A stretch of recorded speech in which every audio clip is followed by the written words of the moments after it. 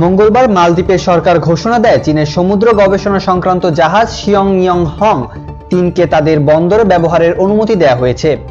মালদ্বীপের পররাষ্ট্র মন্ত্রণালয় জানিয়েছেন চীনের জাহাজটি এখন তাদের দেশে আছে। কবে আসবে তা নির্দিষ্ট করে তিনি জানাননি। পররাষ্ট্র মন্ত্রণালয় জানিয়েছেন এই জাহাজটিকে তাদের বন্দর ব্যবহার করার অনুমতি দেওয়া নিয়ে তারা বেইজিং এর কাছ থেকে কূটনৈতিক স্তরে অনুরোধ পেয়েছিলেন। পুরনো দিনের বদলে নতুন কর্মীরা জাহাজে যাবে, জাহাজে মালপত্র তোলা হবে, তারপর তারা আবার সমুদ্রে ফিরে যাবে। মালদ্বীপের জলসীমায় তারা কোনো গবেষণার কাজ করবে না। পররাষ্ট্র মন্ত্রণালয় বিবৃতি দিয়ে জানিয়েছেন মালদ্বীপ সবসময় বন্ধু দেশের জাহাজকে স্বাগত জানায়। সামরিক ও বেসামরিক জাহাজ আসার ক্ষেত্রে তাদের কোনো আপত্তি নেই, তবে শান্তিপূর্ণ কাজে তাদের বন্দর ব্যবহার করতে হবে।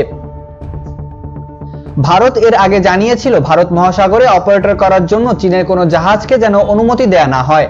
তবে মালদ্বীপের এই সিদ্ধান্তের পর ভারত কোনো প্রতিক্রিয়া জানায়নি। মুইজি ক্ষমতায় আসার পর থেকে ভারতের সঙ্গে মালদ্বীপের সম্পর্ক খারাপ হতে চলেছে। বেইজিং পন্থী এই রাজনীতিবিদ মালদ্বীপ হতে ভারতকে বের করে দেওয়ার কথা বলেছেন। তিনি সম্প্রতি চীনে গিয়ে সেদেশের প্রেসিডেন্ট শি জিনপিং এর সঙ্গে বৈঠক করেছেন। দিল্লি সমসময় মনে করত মালদ্বীপ তাদের প্রভাব ক্ষেত্র, কিন্তু এখন বেইজিং এই ক্ষেত্র ভারতকে চ্যালেঞ্জ জানাচ্ছে। দিল্লি মনে করে চীন ভারত মহাসাগরের শান্তি ও স্থিতিবস্থা বিঘ্নিত করতে চাইছে। ভারতের সন্দেহ চীন মুখে সমুদ্র গবেষণার কথা বলছে, আসলে তারা একটি সামরিক জাহাজ পাঠাচ্ছে। তাদের মূল উদ্দেশ্য হলো চরবৃত্তি ও সামরিক কার্যকলাপ চালানো। বেইজিং বলেছে তাদের এই জাহাজ কারো কাছে বিপদের কারণ হবে না।